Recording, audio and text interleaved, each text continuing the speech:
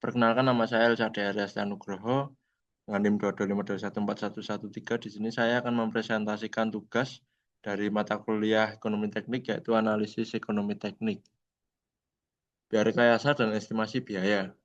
Klasifikasi biaya yang A ada biaya tetap, yaitu konstan tidak berubah, contohnya sewa bersifat konstan.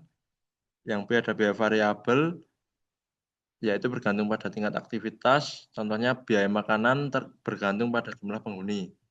Kemudian ada klasifikasi biaya lanjutan, yaitu biaya marginal yang A. Yang pertama yaitu biaya variabel untuk unit berikutnya, bergantung pada unit berikutnya, dewasa, anak-anak, dan kemudian bayi. Yang B ada biaya rata-rata, yaitu total biaya dibagi jumlah unit. Contohnya sewa plus makanan plus minum dibagi jumlah unit.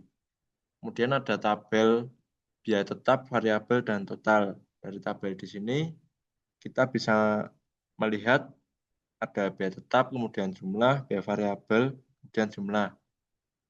Untuk sewa bis, jumlahnya $80, biaya bensin $75, kemudian bahan bakar dan lain $20, dan sopir bis $50. Itu untuk biaya tetapnya. Untuk biaya variabelnya, tiket acara $12,50, kemudian makanan ringan $7,5. Dengan total masing-masing biaya tetapnya $225 dan biaya variabelnya yaitu $20. Kemudian ada istilah laba dan rugi, yaitu yang pertama ada titik impas, yaitu total pendapatan sama dengan total biaya cukup untuk bertahan, dan kedua ada wilayah laba, yaitu total pendapatan lebih besar dari total biaya, bisa menabung uang di bank, dan yang ketiga ada wilayah rugi, total pendapatan lebih kecil dari total biaya atau bisa jadi berhutang.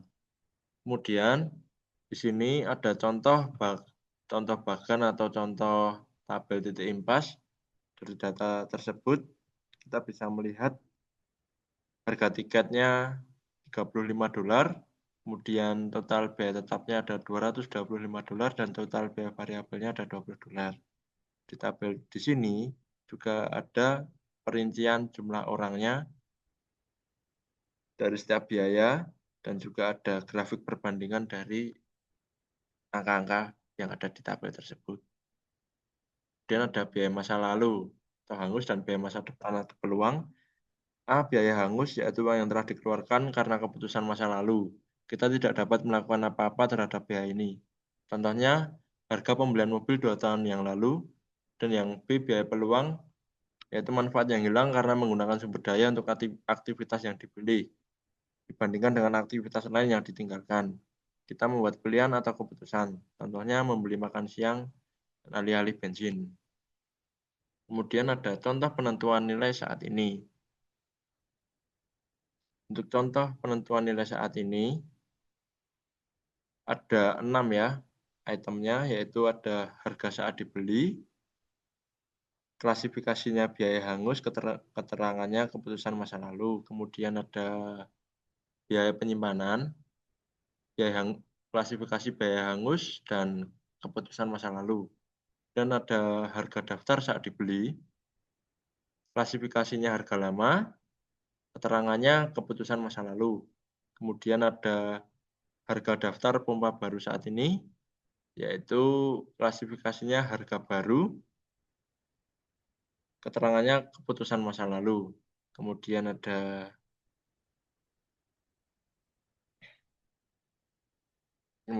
yang selanjutnya ada jenis-jenis beban atau expense types. Yang A, yaitu beban berulang, dapat diantisipasi dan terjadi pada interval yang teratur. Contohnya membeli makanan, membayar sewa.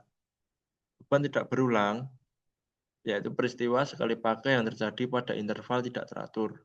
Contohnya sakit, kecelakaan, atau kematian. Asuransi, yaitu terkadang kita mencoba merencanakan biaya tidak berulang yang besar dengan membeli asuransi, membayar premi asuransi secara periodik, mengubah beban ini menjadi biaya berulang. Kemudian ada biaya inkremental. Biaya inkremental adalah perbedaan antara biaya dua alternatif. Dari tabel di sini kita bisa melihat perbedaan dari model A dan B, dan dengan hasil inkrementalnya di setiap model dan model A dan B kita bisa melihat selisih dari setiap modelnya. Dari yang mulai dari 7.500, 1.500, dan 1.750. Dari item biaya yang pertama dari harga pembelian, biaya instalasi, biaya pemeliharaan tahunan, biaya utilitas tahunan, dan yang terakhir ada biaya pembuangan setelah umur manfaat. Kemudian ada biaya kas versus biaya buku.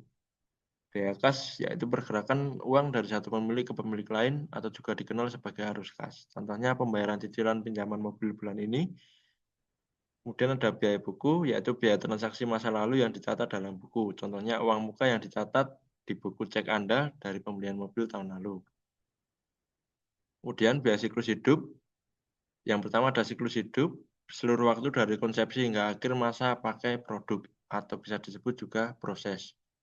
Yang kedua ada biaya siklus hidup, jumlah total semua biaya yang timbul selama siklus hidup. Dan yang ketiga ada penentuan biaya siklus hidup, yaitu mendesain dengan pemahaman semua biaya yang terkait dengan produk selama siklus hidupnya. Kemudian ada estimasi biaya, ada 4. Yang pertama ada analisis ekonomi didasarkan pada masa depan. Kedua, biaya dan manfaat di masa depan memerlukan estimasi atau perkiraan. Ketiga, biaya yang diestimasi tidak diketahui dengan pasti. Dan yang terakhir, yang keempat, semakin akurat estimasinya, semakin andal keputusannya.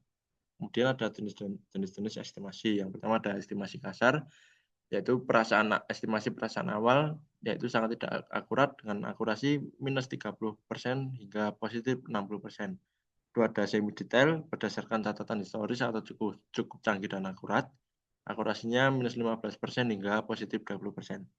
Dan yang terakhir ada estimasi rinci, yaitu berdasarkan spesifikasi terperinci dan model biaya. Estimasi ini sangat akurat dengan akurasi minus 3% hingga positif 5%. Kemudian ada model estimasi. Dari model estimasi yang dapat kita lihat di tabel tersebut, untuk unitnya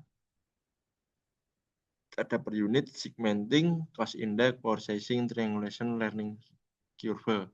Untuk explanation-nya yaitu explanation-nya untuk yang per unit menggunakan faktor per unit dengan contoh kaki persegi atau manfaat atau karyawan. Kemudian yang segmenting membagi masalah menjadi beberapa item, estimasi masing-masing dan menjumlahkan. Kemudian ada cost index, yaitu angka indeks berdasarkan riwayat dengan contoh indeks harga konsumen. Dan ada power sizing, menskalakan biaya yang sudah diketahui ke atas atau ke bawah. Dan ada power sizing. Kemudian ada triangulation, yaitu melihat biaya dari beberapa perspektif. Dan yang terakhir ada learning curve, yaitu melacak peningkatan biaya. Kemudian ada diagram arus kas, yaitu meringkas aliran uang dari waktu ke waktu.